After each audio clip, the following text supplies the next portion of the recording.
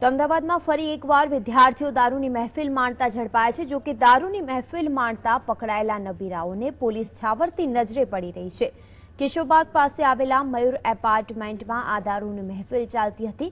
સવારે 4:30 વાગે આ દારૂની મહેફિલ માણતા નબીરાઓને ઝડપવામાં આવ્યા હતા। દારૂ પીને છાકટા બનેલા નબીરાઓએ ધમાલ મચાવવાની શરૂ કરી હતી, જેથી એપાર્ટમેન્ટના રહીશોએ પોલીસને જાણ કરી હતી।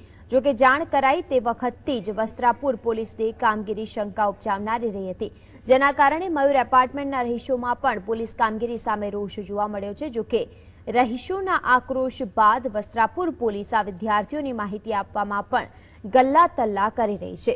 જે રીતે પોલીસ દારૂની મહેફિલ કેસમાં વર્તી રહી છે તે જોતા તે આખો કેસ રફેતફે કરવા માંગતી હોય તેમ લાગી રહ્યું છે।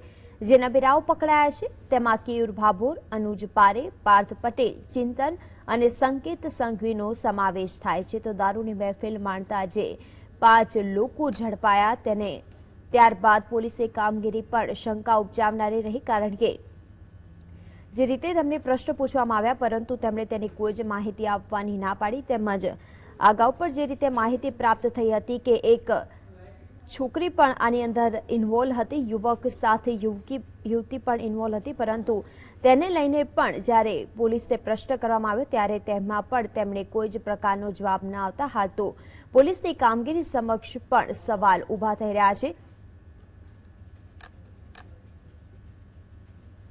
10 થી 12 છોકરાઓ અહીંયા રહે છે અને અવારનવાર દારૂની મહેફિલ બનાવે છે અને છોકરીઓ લાવે છે।